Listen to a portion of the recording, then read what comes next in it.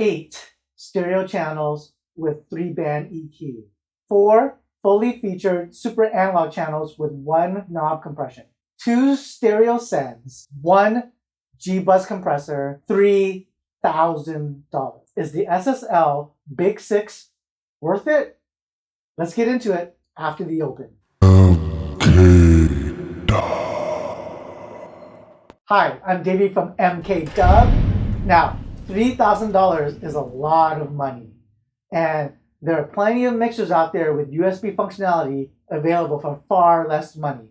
Off the top of my head, I can think of Zoom, Allen and Heath, the Tascam models, and if you don't need the mixer, the field just opens right up. You've got Apollo, the Universal Audio Apollo interfaces, RME, and one of my favorite all-time pieces of kit, the Cranborne Audio 500R8. Now, even though they're not apples to apples, I did a series of videos shooting out the SSL Big Six against the Cranborne Audio 500R8. Judging from the comments, most of you preferred the sound of the 500R8 a little bit better. Now, that result wasn't really a surprise to me because A, the 500R8 mixes got weeks and weeks of attention, whereas the SSL mixes were just for the shootout, and I spent like maybe an hour on them. B, the 500R8 is loaded with $5,000 to $6,000 worth of premium 500 series modules.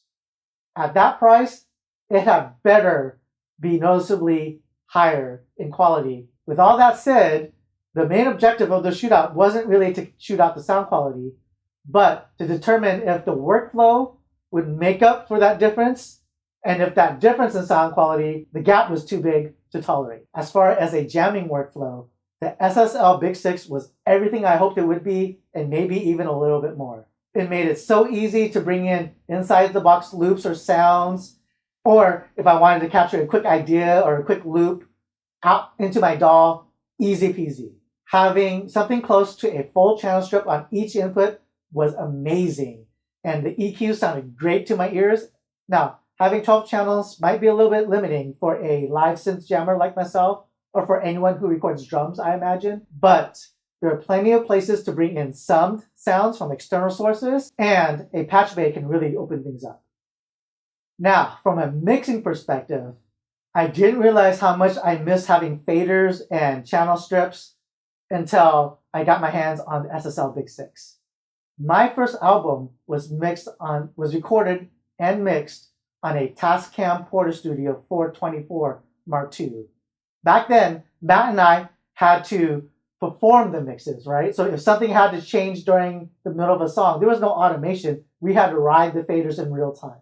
Now, a hybrid workflow doesn't have to be that performative, but I really do like the onboard compressors and EQs of the SSL Big Six. And so it's fun to kind of make those adjustments or ride the faders during a mixdown. In every case, I preferred the SSL compressors and EQs over high quality plugins like the Fab Filter or the UAD stuff. So from a workflow perspective, the SSL Big Six definitely delivers.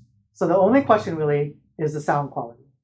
Now, I've not spent a lot of time on consoles, on like old school kind of big studio consoles, but compared to my Electrodyne, Avitas, and Phoenix preamps, which kind of mirror the 70s soul sound and the API and Neve kind of type sounds, the SSL Big Six sounds a little bit harder to my ears, especially once you turn on the G-bus compressor.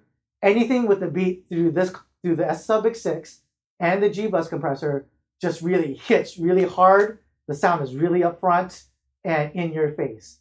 It's no wonder why so many pop hits were made on SSL console. I do a mix of beat-driven music and ambient music. So sometimes that kind of harder upfront sound doesn't really fit as well as maybe a softer sound does. But that's just a matter of preference. From a sound quality standpoint, the SSL Big Six definitely has the goods.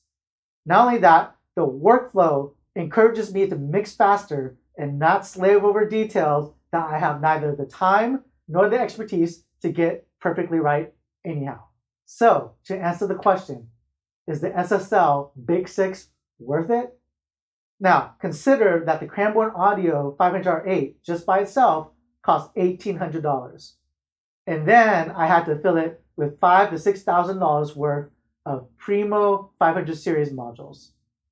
Just by selling the Electrodyne EQs and the Empress compressors, those by themselves paid for the entire SSL Big Six. So when you look at it that way, the SSL Big Six is actually a huge cost savings for a premium studio quality setup. Then when you consider the awesome workflow, how all the channels have EQ, the G-bus compressor, from that standpoint, it's totally worth it.